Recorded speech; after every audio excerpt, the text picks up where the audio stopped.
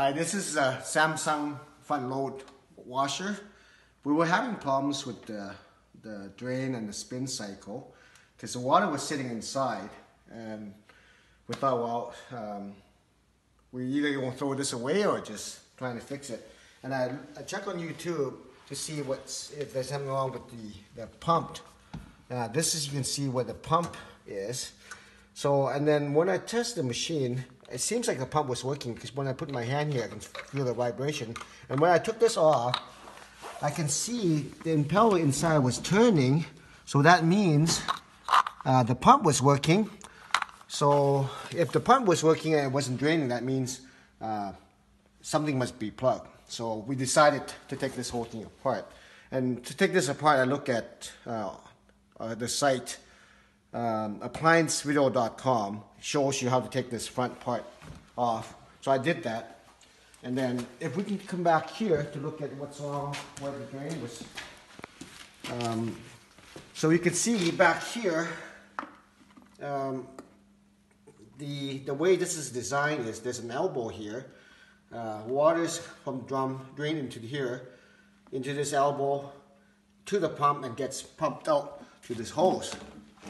So what happened was when I took this apart, we discovered in here there was two tunies plugged in here almost completely.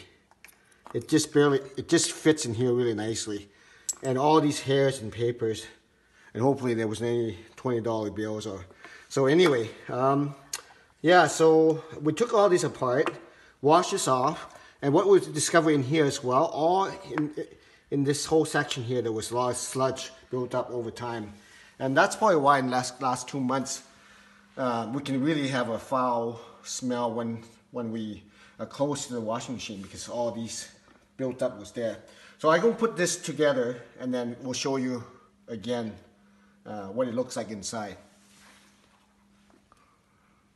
This hose has a special wire clamps. So it goes on like this, basically, and tightens like that. So right now we'll put it on loose and then slip it on, and then just use a screwdriver to tighten this. So I'm going to slide this back on. So we got it. So we got everything together now. You can see that drain hose from the drum connects to the main drum. It goes in there into that 90. So they all come with clamps. So it's pretty straightforward, and it drains that straight away into that one there, into this pump. So when that pump is turned on, then the wastewater goes into this gray line out to your drain. Okay, so that's pretty straightforward. And we just have one more hose put on here, this one.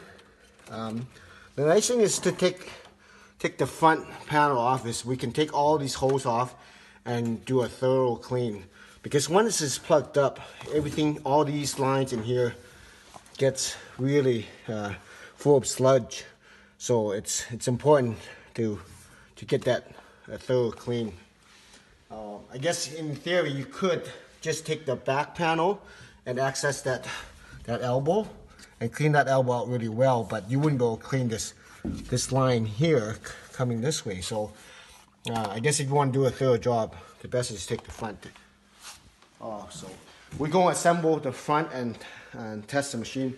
We brought the washer out to the garage because we knew it was going to be a mess. So yeah, this way, once it's all done, we're going to take it inside and we assemble the top and the front and test it out.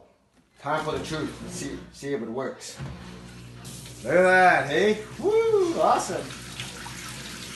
Because before it was, when I pull out the hose, it was just spitting a little bit of water out. So, so I guess you can tell the motor or the drain pump was still working when it was spitting a little bit of water, so that means something must be clogged. But look at how well it's working now. So I guess one way you can tell is if you pull out one of the drain line and then you don't have a good flow, then you know it's not, something must be plugged in the line. So Yeah. The other thing that should have gave it away is when it was plugged up like that, it was smelling for last 3 months when we come into this area. So we should have known there was something going on with the washer. So, but until it stopped draining, we kind of fixed it. So I'm glad we were able to get that working, and now we don't have to throw it away. And because we just fixed the heat element on the dryer in a couple 3-4 months ago, so we didn't want to replace the washer and the dryer too as well. But hey, that's great. It's working.